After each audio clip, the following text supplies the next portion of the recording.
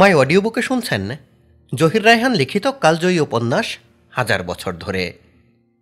আজ পড়ছি উপন্যাসের দ্বিতীয় পর্ব। পাঠে আছি সজল। ধন্যবাদ। খরমজোড়া তুলে নিয়ে হাত পা ধোয়ার জন্য পুকুর ঘাটে চলে যায় মন্তু। অজু করে এসে তাড়াতাড়ি শুয়ে পড়বে আজ। মাঝিবাড়ি থেকে ধপাস ধপাস ঢেকের আওয়াজ শোনা যাচ্ছে।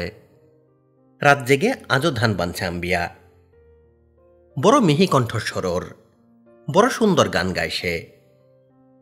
ভাটুই রে না দিও সারি, ভাটুই যাবে বাপের বাড়ি, সর্বলক্ষণী কামচিক্কন, পঞ্চরঙের ভাটুই রে।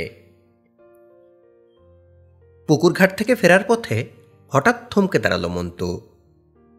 ছোট পুকুরের পূর্ব পাড় থেকে কে যেন ধীরে ধীরে এগিয়ে যাচ্ছে পশ্চিম পাড়ের দিকে। আবছা আলোতে সবকিছু স্পষ্ট না দেখলেও মেয়েটিকে চিনতে ভুল হল না মন্তুর। আবুলের বউ হালিমা।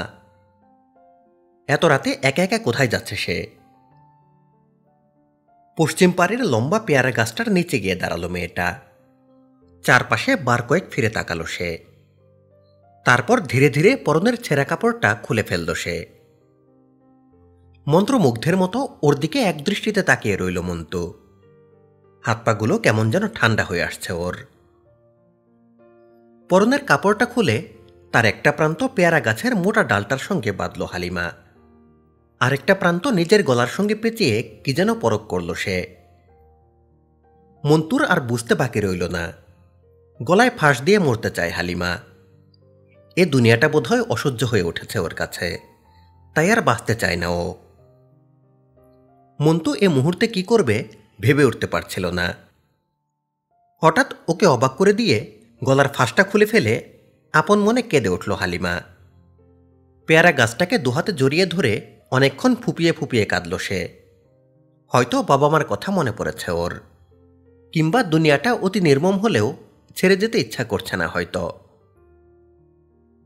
হালিমা এর মধ্যে বার চারেক গলায় ফাঁস পড়েছে আর খুলেছে। ওর অবস্থা দেখে অতি দুঃখেও হাসি পেল মন্তুর। ধীরে ধীরে ওর খুব কাছে এগিয়ে গেল সে। তারপর অকস্মাৎ ওর একখানা হাত চেপে ধরল মন্তু। একটা করুণ উক্তির সঙ্গে চমকে উঠে ঘুরে দাঁড়ালো হালিমা। বড় বিষণ্ণ চাহনি ওর। অনেকক্ষণ কারো মুখ দিয়ে কোনো কথা বেরোল না। বোবার মতো দাঁড়িয়ে রইল দুজন। চাঁদের ঈষৎ আলোয় মন্তু দেখল হালিমার নাক আর চোখ দুটো অসম্ভব রকম ফুলে গেছে। এত মার মেরেছ ওকে আবুল? মন্তু শিউরে উঠল। তারপর কি বলতে যাচ্ছিল সে, হঠাৎ এক ঝাটকায় ওর মুঠো থেকে হাতখানা ছাড়িয়ে নিয়ে একটা চাপা কান্নার সঙ্গে সেখান থেকে ছুটে পালিয়ে গেল হালিমা। বোবা দৃষ্টি মেলে সেদিকে তাকিয়ে রইল মন্তু। পুকুর পাড় থেকে ফিরে এসে উঠোন পেরিয়ে নিজের ঘরের দিকে এগিয়ে যাচ্ছিল সে। যে দেখে ঘরের দাওয়ায় বসে পুঁথির কথাগুলো গুনগুন করছে টুনি। দাওয়া থেকে নেমে এসে টুনি শুধালো, কোথায় গেছিলাম ইয়া, তোমার আমি খুঁজা মরি। শোবার ঘর থেকে মকবুল আর আমেনার গলা শোনা যাচ্ছে। রশিদ আর সালেহাও বিছানায় শুয়ে শুয়ে কি নিয়ে যেন আলাপ করছে নিজেদের মধ্যে। সুরত আলীর ঘরের সবাই শুয়ে পড়েছে। আবুল আর হালিমার ঘরেও কোনো বাতি নেই। মন্তু সহসা টুনির কথার কোনো জবাব দিল না। টুনি আরো কাছে এগিয়ে এসে বলল, এখনই ঘুমাইবা বুঝি? মন্তু বলল, শরীরটা আজ ভালো নাই। কেন, কি হইছে? টুনির কণ্ঠস্বরে উৎকণ্ঠা। জ্বর হয় নাই তো? মন্তু বলল, না, এমনি খারাপ লাগতেছে। টুনি কিছুক্ষণ চুপ করে রইল। তারপর আস্তে করে বলল, আজ শাপলা তুলতে যাইবা না? আজ থাক, কালকে যামু। টুনি কি যেন ভাবল, ভেবে বলল, পরশুদিনকে আমি বাপের বাড়ি চলে যামু। তাই নাহি? বাপ জানের অসুখ, তাই। অসুখের কথা কার কাছ থেকে শুনলা? ওর মুখের দিকে তাকালো মন্তু। টুনি আস্তে করে বলল, বাপ জানে লোক পাঠাইছিল। অ। উঠোনের মাঝখানে দুজনে কিছুক্ষণ নীরবে দাঁড়িয়ে রইল। একটু পরে মন্টু নীরবতা ভাঙল। পরশু থেকে আমিও নাও বাইতে যাইতেছি। কোন হানে যাইবা? টুনি তাকালো ওর দিকে। মন্টু বলল, কোন হানে যাই ঠিক নাই, করিম শেখের নাও, সে যেইখানে নিয়ে যায় সেইখানেই যামু।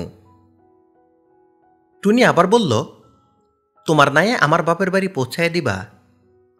বলে ওর মুখের দিকে তাকিয়ে রইল টুনি। সহসা কোনো জবাব দিতে পারে না মন্টু। তারপর ইতস্তত করে বলে, অনেক রাত হইছে, এইবার ঘুমাও গিয়া। বলে উত্তরের অপেক্ষা না করেই নিজের ঘরের দিকে এগিয়ে যায় মন্টু। পরদিন অনেক বেলা করে ঘুম ভাঙল মন্টুর। বাইরে উঠোনে তখন কি একটা বিষয় নিয়ে প্রচণ্ড ঝগড়া বাঁধিয়েছে আমেনা আর সালেহা। অকথ্য ভাষায় পরস্পরকে গালাগাল দিচ্ছে ওরা। গনুমুল্লার ঘরের সামনে একটা বড় রকমের ভিড়। গ্রামের অনেক ছেলেবুড়ো এসে জমায়েত হয়েছে সেখানে। ব্যাপারটা কি প্রথমে ঠিক বুঝতে পারল না মন্টু। পরে বুড়ো মকবুলের মেয়ে হিরণের কাছ থেকে সব শুনল। মজু ব্যাপারীর মেজো মেয়েটাকে ভূতে পেয়েছে, ভূত তাড়াবার জন্য ওকে গনুমুল্লার কাছে নিয়ে এসেছে সবাই।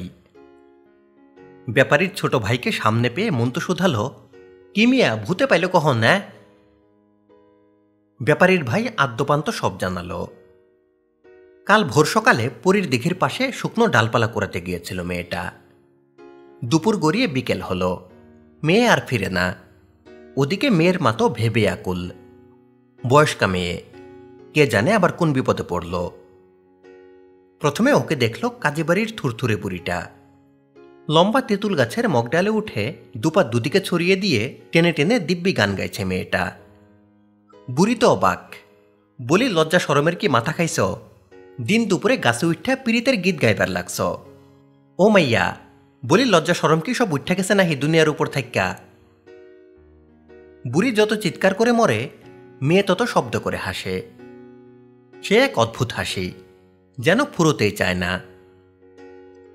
খবর শুনে মজু ব্যাপারী নিজে ছুটে এলো দিঘির পারে। নিচে থেকে মেয়ের নাম ধরে ডাকলো বারবার, সকিনা, মা আমার, নাক কান কাটিস না মা, নাই মায়। বাবাকে দেখে ওর গায়ের উপরে থুতু ছিটিয়ে দিল সকিনা। তারপর খিলখিল শব্দে হেসে উঠে বলল, আর যামু না আমি, এইখানে থাকুম। ওমা কয় কি, মাই আমার এই কি কথা কয়? মেয়ের কথা শুনে চোখ উল্টে গেল মজু ব্যাপারীর। থুরথুরে বুড়ি এতক্ষণ চুপ করেছিল। সহসা বিজ্ঞের মতো ঘাড় নাড়াল সে। লক্ষণ ভালো না ব্যাপারী, মাইয়ারে তোমার ভূতে পাইছে। খবরদার বুড়ি, বাজে কথা কইস না। উপর থেকে সঙ্গে সঙ্গে প্রতিবাদ জানালো সকিনা, বেশি বকবক করলে ঘাড় মটকায় দিমু। এ কথার পরে কারো সন্দেহের আর অবকাশ রইল না। বুড়ি বলল, এ বড় ভালো লক্ষণ নয়, জলদি করে লোকজন ডাহ। লোকজন ডাকার কোনো প্রয়োজন ছিল না, কারণ হাকডাক শুনে ততক্ষণে গ্রামের অনেক লোক এসে জড়ো হয়ে গেছে সেখানে। বুড়ো সমীর মিয়া বলল, দাঁড়াইয়া তামাশা দেখতেছ কেন মেয়েরা, একজন উঠা যাও না ওপরে। কে উঠবে কে উঠবে না তাই নিয়ে বৎসা হলো কিছুক্ষণ, কারণ যে কেউ তো আর উঠতে পারে না। এমন একজনকে উপরে উঠতে হবে মেয়ের গায়ে হাত ছোঁয়াবার অধিকার যার আছে। অবশেষে ঠিক হলো তকু ব্যাপারই উপরে উঠবে। মেয়ের আপন চাচা হয় সে, সুতরাং অধিকারের প্রশ্ন আসে না। তকু ব্যাপারীকে উপরে উঠতে দেখে খেপে গেল সকিনা। চিৎকার করে ওকে শাসাতে লাগলো সে, খবরদার খবরদার ব্যাপারী, জানে খতম কইরা দিমু।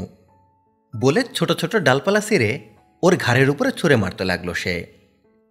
তারপর অকস্মাৎ এক লাফে দিঘির জলে ঝাঁপিয়ে পড়ল মেয়েটা। অনেক কষ্টে দিঘির পানি থেকে পারে তুলে আনা হলো তাকে। কলসি কলসি পানি ঢালা হলো মাথার উপর। তারপর সকিনার যখন জ্ঞান ফিরে এলো, তখন সে একেবারে চুপ হয়ে গেছে। তারপর থেকে একটা কথাও বলেনি সকিনা, একটা প্রশ্নের জবাব দেয়নি সে।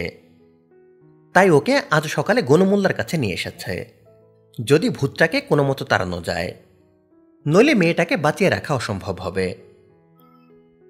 ব্যাপারীর ভাইয়ের কাছ থেকে সবকিছু শুনল মন্টু। গনুমুল্লার ঘরের দিকে তাকিয়ে দেখল একটা সাদা কাপড়কে সর্ষের তেলের মধ্যে ডুবিয়ে নিয়ে তার মধ্যে আগুন ধরিয়ে সেই কাপড়টাকে সকিনার নাকের উপরে গনুমোল্লা ধরছে আর চিৎকার করে বলছে, কোনহান থেকে আইসর শিগগির করে ক, নইলে কিন্তু ছাড়ুম না আমি, ক শিগগির। সকিনা নীরব। তার ঘাড়ের উপরে চেপে থাকা ভূতটা কোনো কথাই বলছে না। মন্টু আর দাঁড়ালো না সেখানে। ঘরের পেছন থেকে একটা নিমের ডাল ভেঙে নিয়ে দাঁতন করতে করতে পুকুর ঘাটে চলে গেল সে। পুকুর পাড়ের পেয়ারা গাছের নিচে লাউ গাছগুলোর জন্য একটা মাচা বাঁধছে হালিমা। এখন দেখলে কে বলবে যে ওই মেয়েটা এই গতকাল রাতে ওই পেয়ারা গাছটার ডালে গলায় কাপড় বেঁধে আত্মহত্যা করতে গিয়েছিল।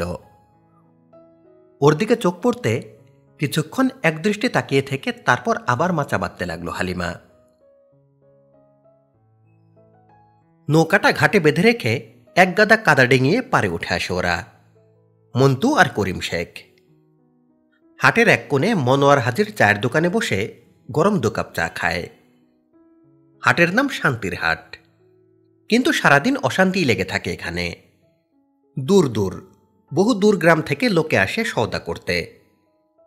খুচরো জিনিসপত্রের চেয়ে পাইকারি জিনিসপত্রের বিক্রি অনেক বেশি। এখান থেকে মালপত্র কিনে নিয়ে গ্রামে গ্রামে আর ছোট ছোট হাটবাজারের দোকানিরা দোকান চালায়। মাঝে মাঝে 2-একটা সার্কাস পার্টিও আসে এখানে। তখন সমস্ত পরগনায় সারা পড়ে যায়। দলে দলে ছেলে বুড়ো মেয়ে এসে জড়ো হয় এখানে।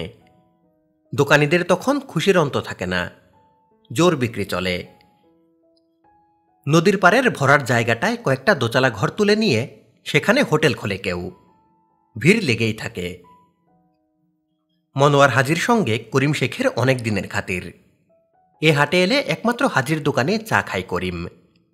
হাজিও বাইরের কোথাও যেতে হলে করিম শেখের নাও ছাড়া অন্য কারো নৌকায় যায় না। চায়ের পয়সা দিতে এলে হাজি একমুখ হেসে শুধালো, কি মিয়া, খবর ভালো তো? করিম শেখ বিরক্তির সঙ্গে বলল, আর খবর, হাঁপানি হয়ে মরতাছি। আহা, ওইটা আবার কখন থেকে হইল? হাজির কণ্ঠে আন্তরিকতার সুর। তা মিয়া হাঁপানি নিয়ে না বাইরেলেই পারতা। কি আর করুম ভাই, পেট তো চলে না।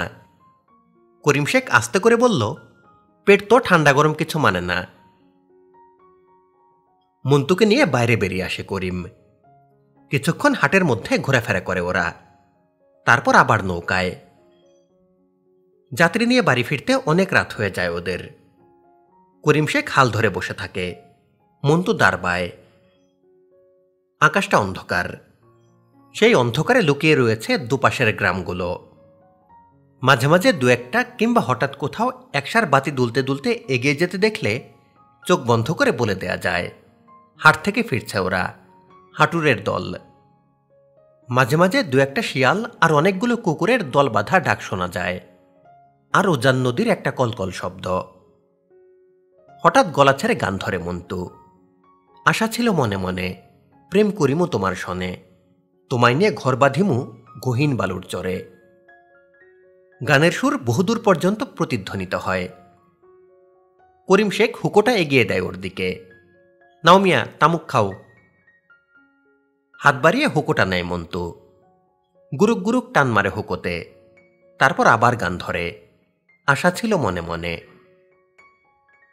গান শুনে করিম শেখের মনটা হঠাৎ উদাস হয়ে যায়। ও বলে, এইবার একটা বিয়ে শাদী করুম ঠিক করছি, একা একা আর ভালো লাগে না। মন্টু গান থামিয়ে কিছুক্ষণ তাকিয়ে থাকে ওর দিকে। অন্ধকারে ওর মুখখানা ভালো করে দেখতে পায় না সে। করিম শেখ আবার বলে, কি মিয়া, কিছু কও না যে? মন্টু বলে, বিয়া করবা সে তো ভালো কথা। করিম শেখ বলে, করবার তো ইচ্ছা হয়, করি কারে? ভালো দেখে একটা মাইয়া দেখাই দাও না। মন্টু হাসে, বলে, ভালো মাইয়া পাইলে কি আর নিজে এতদিন অবিয়াত থাকি মিয়া? বলে আবার গান ধরে সে। আশা ছিল মনে মনে। বাড়ি ফিরে এসে মন্টু দেখল বুড়ো মকবুলের ঘরের সামনে একটা ছোটখাটো জটলা বসেছে। বাড়ির সবার সঙ্গে কি যেন পরামর্শ করছে মকবুল। বাড়ির সবার চেয়ে বয়সে বড় সে।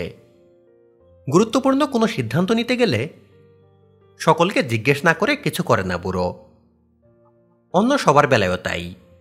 মকবুলকে জিজ্ঞেস না করে বাড়ির কেউ কোনোদিন কোনো কাজ কারবার করে না। সুরত আলীর সঙ্গে হয়তো রশিদের মনোমালিন্য আছে। আবুলকে হয়তো মকবুল দু চোখে দেখতে পারে না। গনুমুল্লাকে হয়তো দিনের মধ্যে 50 বার অভিশাপ দেয় ফকিরের মা। কিন্তু বাড়ির মানসম্মান জড়িত আছে এমন কোনো কাজের বেলায় কারো সঙ্গে কারো বিরোধ নেই। তখন সবাই একসঙ্গে বসে পরামর্শ করবে ওরা। মন্তুকে আসতে দেখে ওর দিকে একখানা পিড়ি বাড়িয়ে দিল সালেহা। বহ মন্তু মিয়া, বহ। আলোচনার ধারাটা মুহূর্তে বুঝে নিল মন্তু। বুড়ো মকবুলের মেয়ে হিরণের বিয়ের প্রস্তাব এসেছে টুনিদের বাবার বাড়ির গ্রাম থেকে। আজ সন্ধ্যায় টুনিকে নিয়ে যাবার জন্য ওর বাবার বাড়ি থেকে লোক এসেছিল। সেই দিয়ে গেছে প্রস্তাবটা। জুলু শেখের বেটা কদম শেখ। হাল গরু জমি সব আছে ওদের। খাস গেরস্ত ঘরের ছেলে।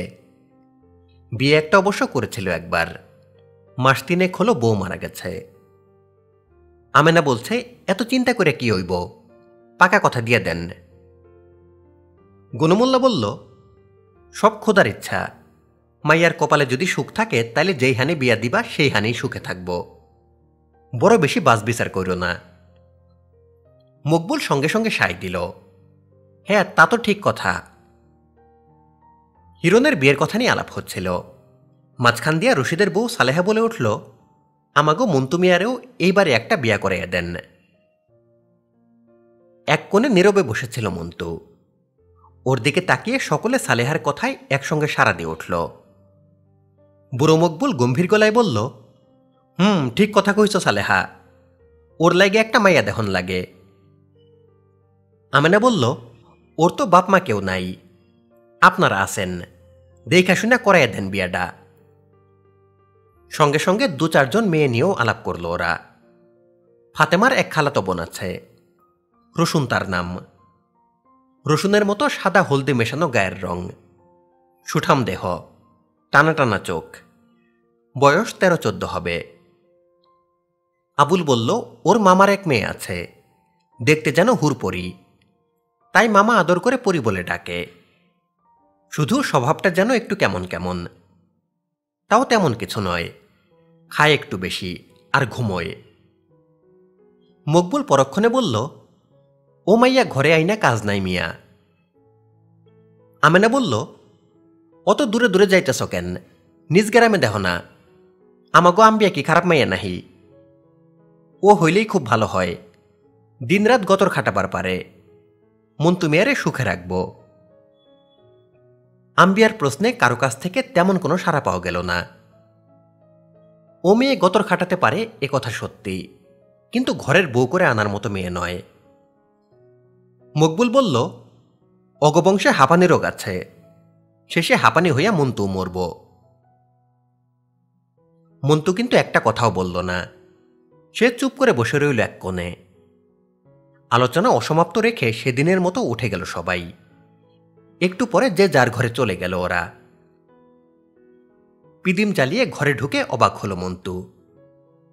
মাচাঙের উপর একরাশ শাপলার ফুল ঝুলছে, বকের মতো সাদা ধবধবে পাতার মাঝখানে হলুদ রঙের কুড়ি।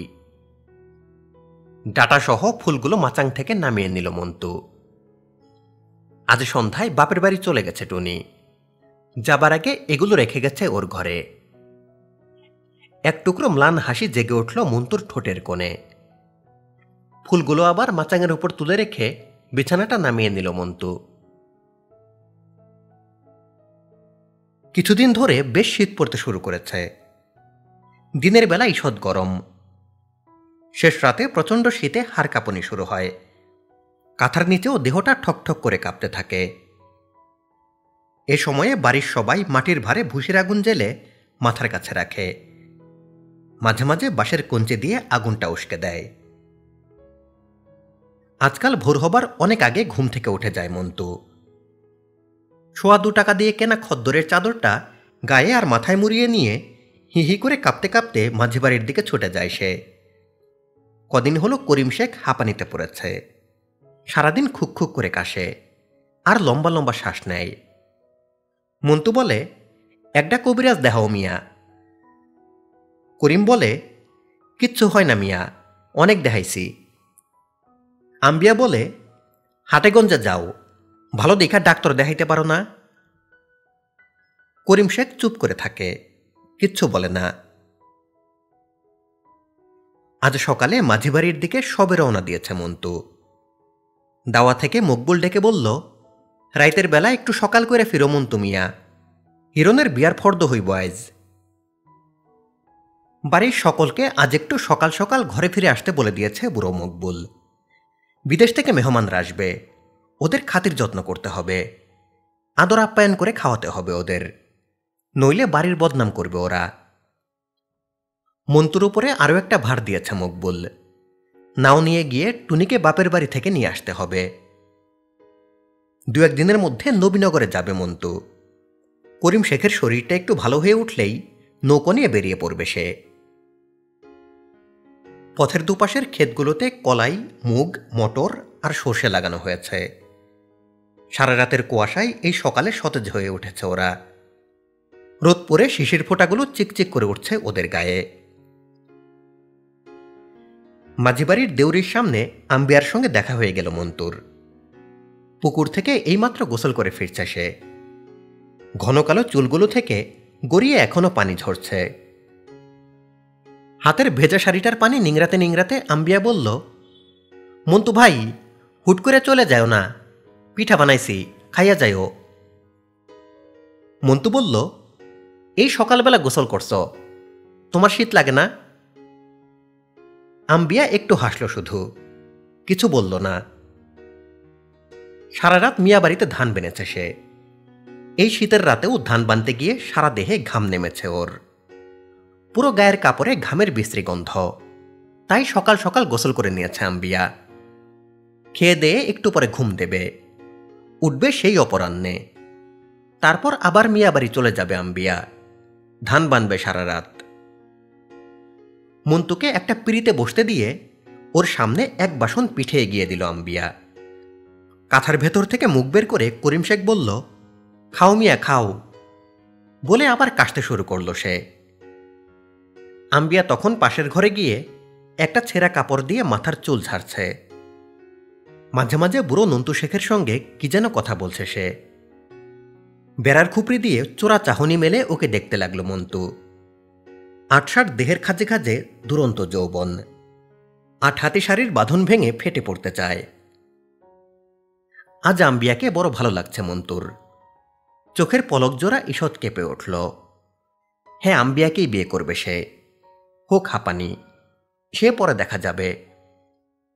বুড়ো মকবুলকে আজকেই ওর মনের কথাটা জানিয়ে দেবে মন্তু। সহসা একটা সিদ্ধান্ত করে বসল সে। করিম শেখ লম্বা শ্বাস নিয়ে বলল, কি মিয়া, হাত তুইলা বৈশা রইলা যে?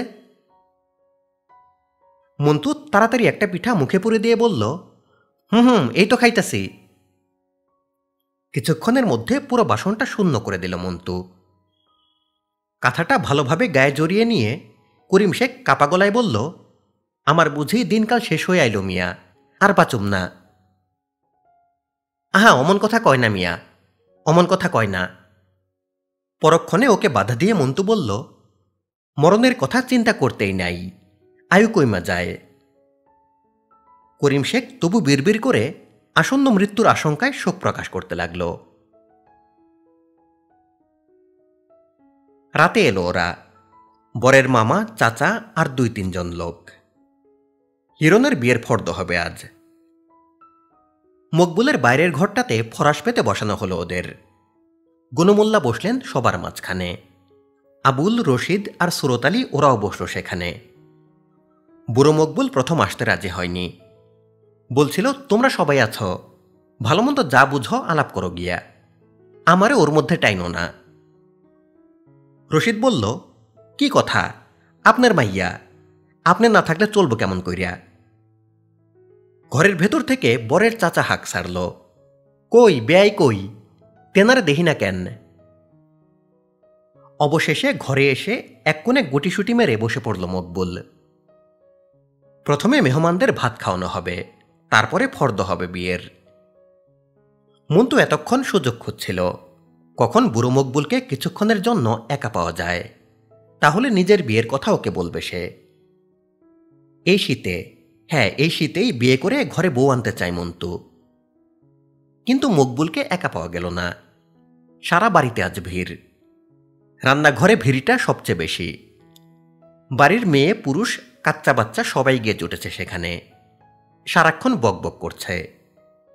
কার কথা কে শুনছে কিছুই বোঝা যায় না। হাঁড়িপাতিলগুলো একপাশে টেনে নিয়ে বাসন বাসন ভাত বাড়ছে আমেনা। হঠাৎ মন্টুকে সামনে পেয়ে আমেনা জিজ্ঞেস করল, মানুষ কয়জন? মন্টু বলল, 8 জন। 8 জন? আমেনার মাথায় রীতিমতো বাজ পড়ল। 8 জনের ভাত কি রাঁধছি নাকি আমি? আমি তো রাঁধছি 4 জনের। তোমার ভাইয়া আমারে 4 জনের কথা কইছিল। বড় ঘর থেকে রান্নাঘরের দিকে আসছিল মকবুল। কথাটা কানে গেল ওর। পরক্ষণে ভেতরে এসে রাগে ফেটে পড়ল সে। আমি কি জানতাম 8 জন আইব ওরা? বারবার করে কইয়া দিছি 4 জনের বেশি আইসেন না আপনারা। তখন ওরা মাইনা নিছে। আর এখন বলে ঠোঁটজোড়া বিকৃত করে একটা বিশ্রী মুখভঙ্গি করল মকবুল। হালার ভাত যেন এই জন্মে দেখে নাই হালারা। হইছে হইছে, আপনি আর চিল্লায়েন না, থামেন। মেঝবউ ফাতেমা চাপা গলায় বলল, যান, যা আছে তা দিয়ে একবার খাওয়ান, আমরা না হয় পরে খামু। ফাতেমার কথায় শান্ত হয়ে চলে যাচ্ছিল মকবুল। মন্তুর দিকে চোখ পড়তে বলল, তাইলে মন্তু মিয়া তুমি কাল পরশু একদিন নবীনগর যাও কেমন? মন্তু সংক্ষেপে ঘাড় নাড়ল। নিজের কথাটা বলতে গিয়েও বলতে পারল না সে। সহসা তার মনে একটা নতুন চিন্তা এলো। টুনি ফিরে এলে ওকে দিয়ে কথাটা মকবুলকে বলাবে মন্তু। খাওয়া দাওয়া শেষে ফর্দ করতে বসল সবাই। প্রথমে উঠল দেনা পাওনার প্রশ্নটা। বরের চাচা ইদন শেখ বলল, অলঙ্কারপত্র বেশি দেবার পারব না মিয়া, হাতের 2 জোড়া চুড়ি আর কানের 2টা ঝুমকা। গলার আর কোমরেরটা দিব কে? সুরত আলী সঙ্গে সঙ্গে বলল, এইগুলাও দিতে হইব আপনা করে। পায়ের টারে বাদ দিয়া দিলা কেন? আবুল জোরের সঙ্গে বলল, পায়ের 1 জোড়া মলও দেওয়ান লাগব। বুড়ো মকবুল নড়ে চড়ে বসল। সুরত আর আবুলের দিকে পরম নির্ভরতার সঙ্গে তাকালো সে। বরের মামা আরব পাটারির মৃদু হেসে বলল, এই বাজারে এতগুলান জিনিস দিতে কি কম টাকার দরকার মিয়া? আরও একটু কম সম করিয়া ধরেন। আচ্ছা, পায়েরটা না হয় নাই দিলেন। মাঝখানে পড়ে মধ্যস্থতা করে দিল রশিদ, বাকিগুলান তো দিবেন। হ্যাঁ তাই সই। সুরতালি বলল, সোনার জিনিস তো আর দিবার লাগছেন না, রূপার জিনিস দিবেন, তা মন কষাকষির কি দরকার? মকবুল কিছুই বলল না, একপাশে বসে রইল চুপ করে। গনু মোল্লাও নীরব, শুধু তসবি পড়ছেন ঢুলে ঢুলে। গহনার কথা শেষ হলে পরে মোহরানার কথা উঠল। ইদন শেখ বলল, সব ব্যাপারে আপনা গোটা মাইনা নিছি, এই ব্যাপারে কিন্তু আমা গোটা মানতে হইব। আহা কয়েন না শুনি। রশিদ ঘাড় ঝাঁকালো। ইদন বলল, মোহরানাটা 5 টাকায় ধরেন। 5 টাকা? 5 টাকা কন কি? রীতিমতো খেপে উঠল সুরত। মাইয়া কি মাগনা পাইছেন নাহি? হ্যাঁ, মাইয়ার কি কোনো দাম নাই? দাম আছে বইলেই তো 5 টাকা কইবার লাগছি, নলিকার 3 টাকার উপর উঠতাম। আরব পাটারির কণ্ঠস্বরে বিরক্তি ঝরে পড়ল। কণ্ঠস্বরে বিকৃতি এনে সে বলল, সকল দিক দিয়ে বাড়াবাড়ি করবার লাগছেন আপনারা। আচ্ছা যান, আরও 8 আনা বাড়াইয়া দিলাম, মোট 5.5 টাকা। না বিয়াই, তাও হয় না, হইব না। এতক্ষণে কথা বলল বুড়ো মকবুল। এত কম মোহরানায় মাইয়ারে বিয়া দিবার পারুম না বলে হঠাৎ কেঁদে উঠল সে। মাইয়া আমার কলিজার টুকরা বেয়াই, কত কষ্ট করে মানুষ করছি। দুহাতে চোখের পানি মুছল বুড়ো মকবুল। 20 টাকা যদি মোহরানা দেন তাইলে মাইয়া বিয়া দিমু। মকবুলের চোখের পানি দেখে অপ্রতিভ হয়ে গেল সবাই। মাঝরাত পর্যন্ত অনেক তর্ক বিতর্কের পর 11:15 টাকায় মিটমাট হলো সব। বিয়ের দিন তারিখ ঠিক করে মেহমানরা বিদায় নিয়ে গেল। মনে মনে খুশি হলো মকবুল। 11:15 টাকা মোহরানায় এর আগে এ বাড়ির কোনো মেয়ের বিয়ে হয়নি। নবীনগরের ছোট খালে এসে নাওয়ের নোঙর ফেলল মন্তু। খালপাড়ে উঠে দাঁড়ালে টুনিদের বাড়ির লম্বা নারকেল আর তাল গাছগুলো দেখা যায়। আর সেই তাল নারকেলের বনের ফাঁকে ওদের দেউরি ঘরটাও চোখে পড়ে এখান থেকে। নৌকা থেকে নামবার আগে মুখ হাতটা ভালো করে ধুয়ে নিল মন্তু। পুরনো লুঙ্গিটা পাল্টে নিয়ে নতুন লুঙ্গিটা পরল। ফতুয়াটা খুলে জামাটা গায়ে দিল সে। তারপর খদ্দরের চাদরটা কাঁধে ফেলে পুরনো ছাতাটা বগলে নিয়ে ধীরে ধীরে নৌকা থেকে নেমে এলো মন্তু। কিছু দূর এসে পকেট থেকে টুপিটা বের করল। আসার সময় বুড়ো মকবুল বারবার করে বলে দিয়েছে, কুটুম বাড়িতে গিয়ে যেন মন্তু এমন কিছু না করে যার ফলে বাড়ির বদনাম হতে পারে। টুপিটা মাথায় পরে নিয়ে চারপাশে দেখতে দেখতে এগিয়ে চলল মন্তু। পথঘাট জানা আছে ওর। এর আগে মকবুলের বিয়ের সময় একবার এসেছিল সে। দিন তিনেক থেকে গিয়েছে এখানে। রাস্তায় দু চারজন অপরিচিত লোক ঈষৎ বিস্ময় নিয়ে তাকিয়ে দেখছিল ওকে। তখন সন্ধ্যা নেমে এসেছে। ঝাঁকে ঝাঁকে বাদুড় উড়ে যাচ্ছে এ গ্রাম থেকে ও গ্রামে। একটু একটু করে ঠান্ডা পড়তে শুরু করেছে। এদিকের লোকেরা এর মধ্যে খেজুর গাছ কেটে রস নামাতে শুরু করে দিয়েছে। পথে আসতে ৩-৪ জন গাছনির সঙ্গে দেখা হয়ে গেল মন্তুর। ধারালো বাটাল দিয়ে গাছ কাটছে ওরা। তারপর মাটির কলসি ঝুলিয়ে দিয়ে নেমে আসছে গাছ থেকে। টুনিদের বাড়ির সামনে এসে যার সঙ্গে মন্তুর প্রথম দেখা হলো সে টুনির চাচা মোতালেব শিকদার। সন্ধেবেলা গরু বাছুরগুলোকে ঠেঙিয়ে গোয়ালঘরের দিকে নিয়ে যাচ্ছিল সে। মন্তুকে আসতে দেখে হাঁ করে কিছুক্ষণ ওর দিকে তাকিয়ে রইল। তারপর বলল, মন্তু মিয়া না, কি মনে কইরা? মন্তু এগিয়ে এসে পা ধরে সালাম করল ওর।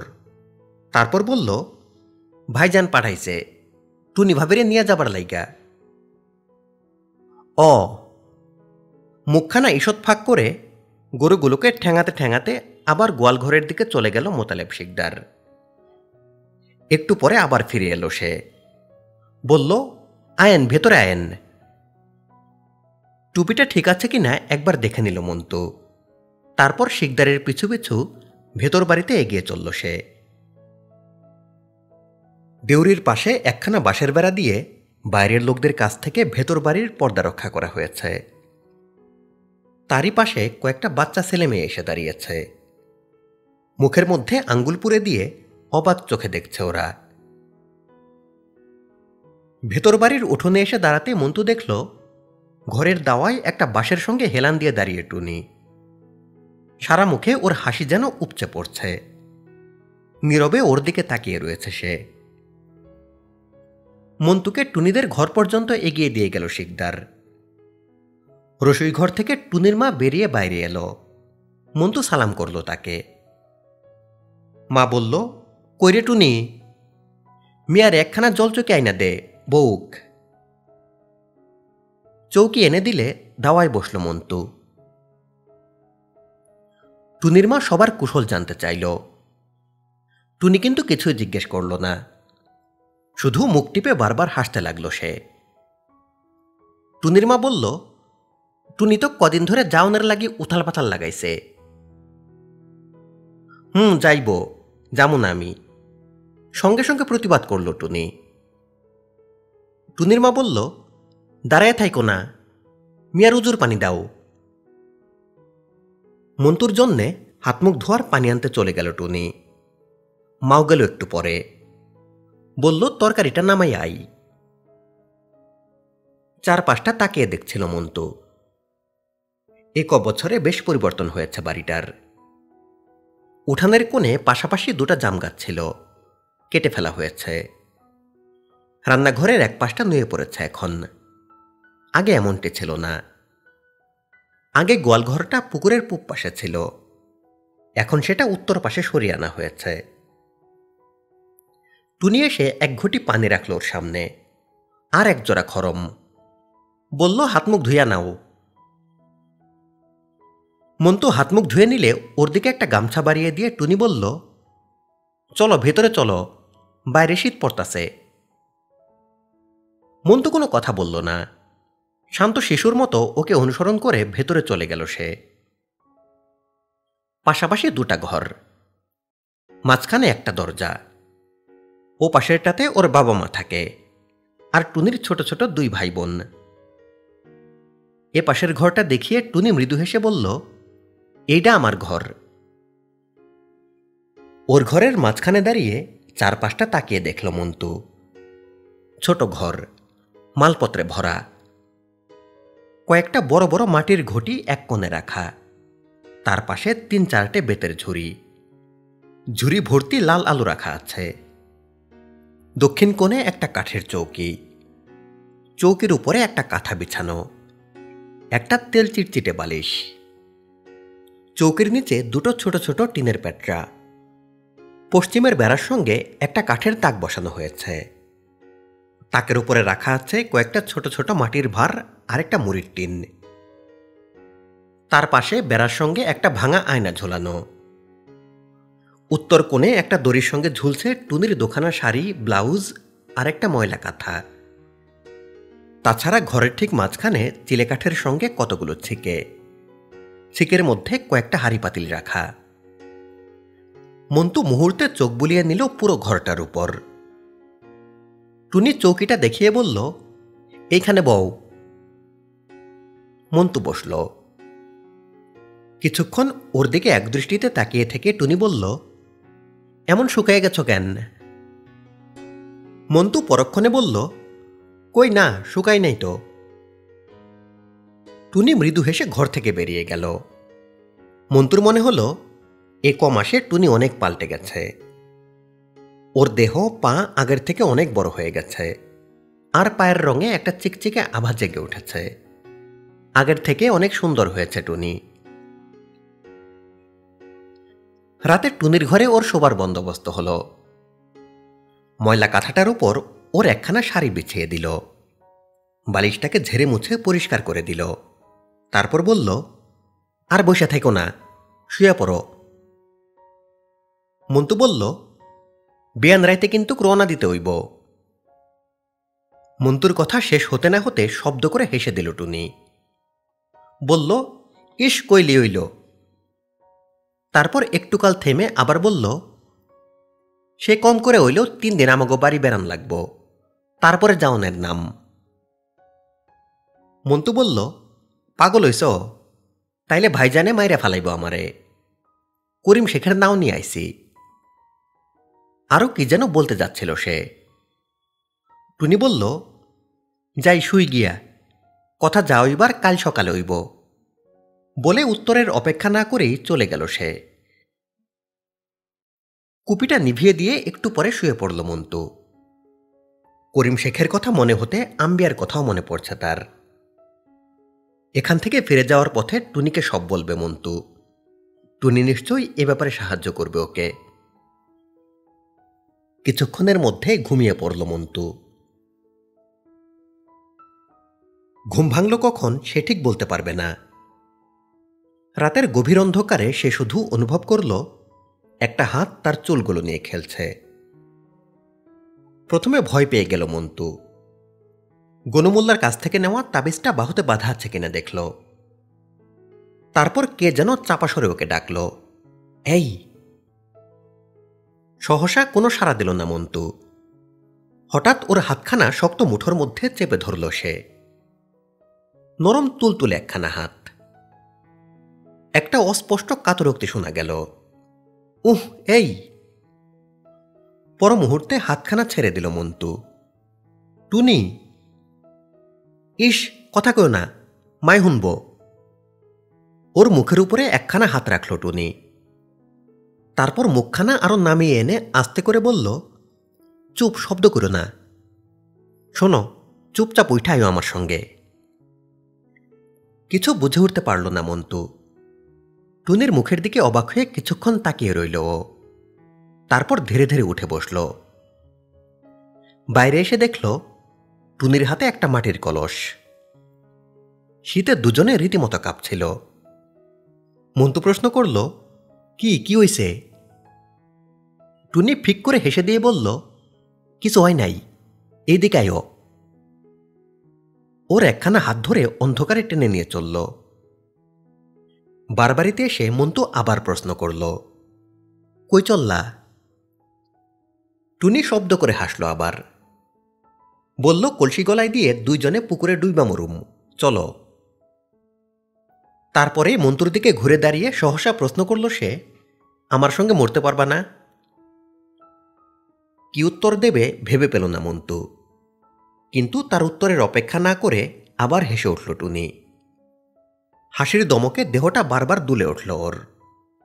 বলল, ঘাবড়ায়ও না মিয়া, তোমারে মারুম না, বলে আবার চলতে লাগল। এতক্ষণ এত অবাক হয়ে গিয়েছিল মন্তু যে শীতের প্রকোপটা ঠিক বুঝে উঠতে পারেনি। বিস্ময়ের ঘোর কেটে যেতে না যেতে প্রচণ্ড শীতে দাঁতে দাঁত লেগে এলো ওর। একটা লম্বা খেজুর গাছের নিচে এসে দাঁড়ালো টুনি। কলসিটা মন্তুর হাতে দিয়ে বলল, এইটা রাখো হাতে। তারপর পরনের শাড়িটাকে লুঙ্গির মতো গুটিয়ে নিল সে। মন্তু কাপা গলায় শুধালো, কি করো? ওর প্রশ্নের কোনো জবাব দিল না টুনি।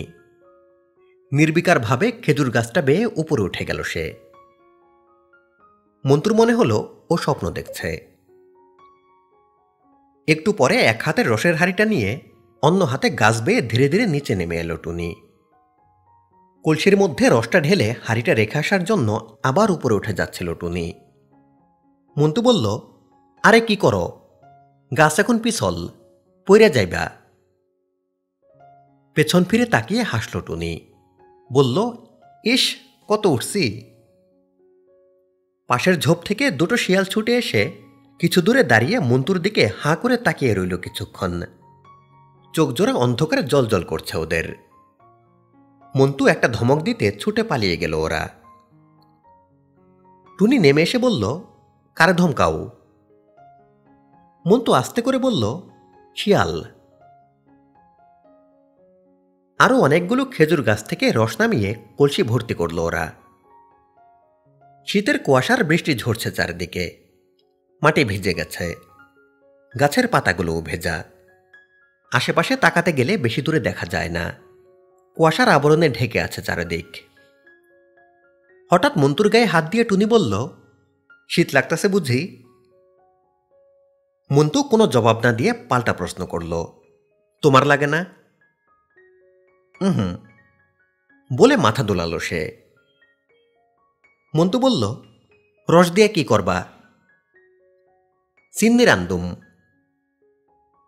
মন্তু কোনো কথা বলার আগেই টুনি আবার বলল, তোমার নায়ে চলো।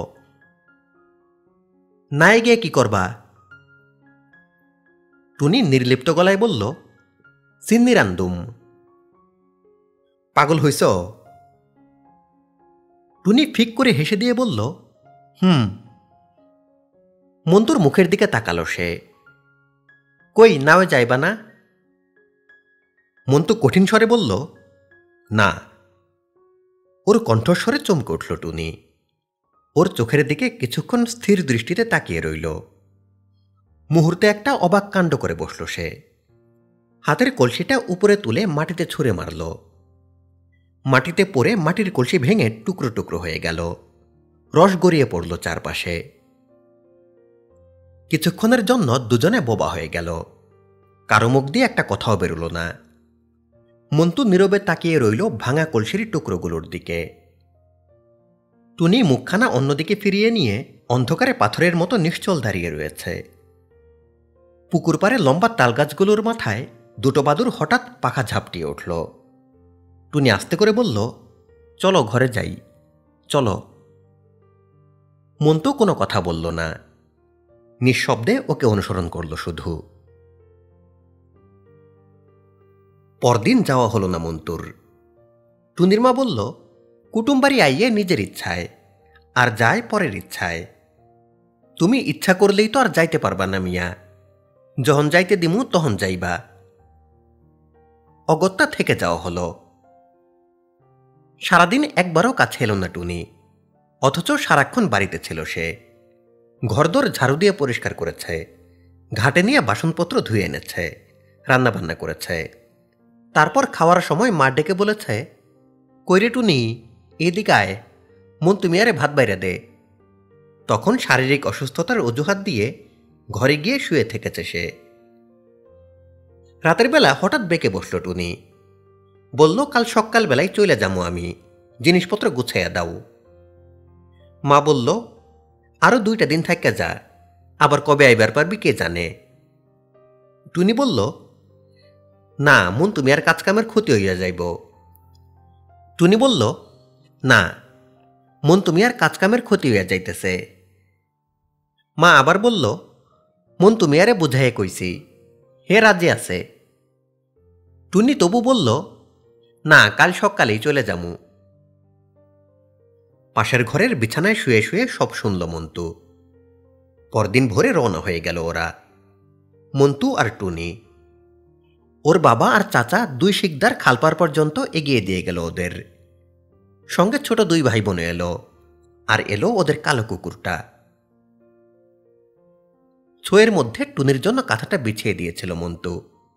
তার উপর গুটিসুটি হয়ে বসল সে। খালের পারে যতক্ষণ তার বাবা, চাচা আর ভাই বোনদের দেখা গেল, ততক্ষণ সেদিকে একদৃষ্টিতে তাকিয়ে রইল টুনি। তারপর মুখখানা ঘুরিয়ে এনে নীরবে বসে রইল। খাল পেরিয়ে যখন নৌকা নদীতে এসে পড়ল, তখন দুপুর হয়ে আসছে। টুনি এতক্ষণ একটা কথাও বলেনি। মন্তু সারাক্ষণ কথা বলার জন্য আকুপাকু করছিল, কিন্তু একবারও সুযোগ দিল না টুনি। উজান নদীতে দাঁড় বেয়ে চলতে চলতে একসময় মন্তু বলল, বাইরে আইয়া বহ, গায়ে বাতাস লাগবো। ও নড়ে চড়ে বসল, কিন্তু বাইরে বেরিয়ে এলো না। একটু পরে একটা কাপড়ের পুটলি থেকে কিছু চিরা আর এক টুকরো খেজুরের গুড় বের করে ওর দিকে এগিয়ে দিল টুনি। বলল, বেলা হইয়া গেছে, খাইয়া নাও। বলে আবার চুপ করে গেল সে। মন্তু বলল, তুমি খাইবা না? না। না কেন? খিদা নাই। ঠিক আছে, আমারও খিদা নাই। বলে আবার দাঁড় বাইতে লাগলো মন্তু। নদীর পানিতে দাঁড়ের ছপছপ শব্দ ছাড়া কিছুক্ষণ আর কিছুই শোনা গেল না। ক্ষণকাল পরে টুনি আবার বলল, খাইবা না? না। শেষে শরীর খারাপ করব। করুগা, নির্লিপ্ত গলায় জবাব দিল মন্তু। আর বেশিক্ষণ ছোয়ের ভিতরে বসে থাকতে পারল না টুনি। অবশেষে বাইরে বেরিয়ে এলো সে। চিরার বাসনটা তুলে নিয়ে ওর সামনে এসে বসল। নাও খাও। কইলাম তো খামু না। তাইলে কিন্তু পানের মধ্যে সব ফালাইয়া দিমু আমি। টুনি ভয় দেখালো ওকে। মন্তু নির্বিকার গলায় বলল, দাও ফালাইয়া। কিন্তু ফেলল না টুনি। কিছুক্ষণ স্থির দৃষ্টিতে ওর দিকে তাকিয়ে থেকে সহসা শব্দ করে হেসে উঠল টুনি। হাসির দমকে মাথার ঘোমটাটা খসে পড়ল কাঁধের উপর। টুনি বলল, আমি খাওয়াইয়া দেই। মন্তু বলল, না। তাইলে নিজে খাও, আমিও খাই। বলে এক মুঠো চিরে মুখের মধ্যে পুরে দিল সে। মন্তুর মুখেও এক ঝলক হাসি জেগে উঠল। এতক্ষণে টুনির কোলের ওপর রাখা বাসন থেকে এক মুঠো চিরে নিয়ে সেও মুখে পড়ল। টুনি বলল, গুড় নাও, খাজুরি গুড়। চিরে খেতে খেতে কিছুক্ষণের মধ্যে আবার সহজ হয়ে এলো টুনি। এক ফাঁকে ওকে জিজ্ঞেস করল, বাড়ি পৌঁছাইতে কতক্ষণ লাগব? মন্তু একটু চিন্তা করে নিয়ে বলল, মাঝরাতে। বেশ জোরে দাঁড় বাইছিল মন্তু। হঠাৎ টুনি বলল, কি এত তাড়াতাড়ি করতাছ কেন? আসতে বাও না। মন্তু বলল, তাইলে বাড়ি যাইতে 3 দিন লাগব। লাগে তো লাগুক না। টুনির কণ্ঠস্বরে চরম নির্লিপ্ততা। মন্তু কোনো জবাব দিল না। আজলা ভরে নদীর পানি পান করল ওরা। তারপর ছোয়ের বাইরে এসে টুনি দুহাতে নদীর পানি নিয়ে খেলা করতে লাগল। দুপাশে অসংখ্য গ্রাম, একটার পর একটা ছাড়িয়ে যাচ্ছে ওরা। মাঝে মাঝে রবি শস্যের ক্ষেত, নারিকেল আর ঘন সুপারির বন, জেলেদের পাড়া। ছোট ছোট ডিঙ্গি নৌকায় চড়ে মাঝ নদীতে এসে জাল ফেলেছে ওরা। একখানা হাত পানির মধ্যে ছেড়ে দিয়ে টুনি বলল, তুমি এইবার জিরাও, আমি দাঁড় টানি। মন্তু হেসে বলল, পাগল নাকি? কেন? মন্তু আবার বলল, অত সহজ না, দাঁড় বাইতে ক্ষমতার দরকার আছে। টুনি চুপ করে গেল। উপন্যাসের বাকি অংশ শুনতে সাথেই থাকুন। বাকি অংশের ভিডিও লিংক এই ভিডিওর ডেসক্রিপশনে দেওয়া আছে।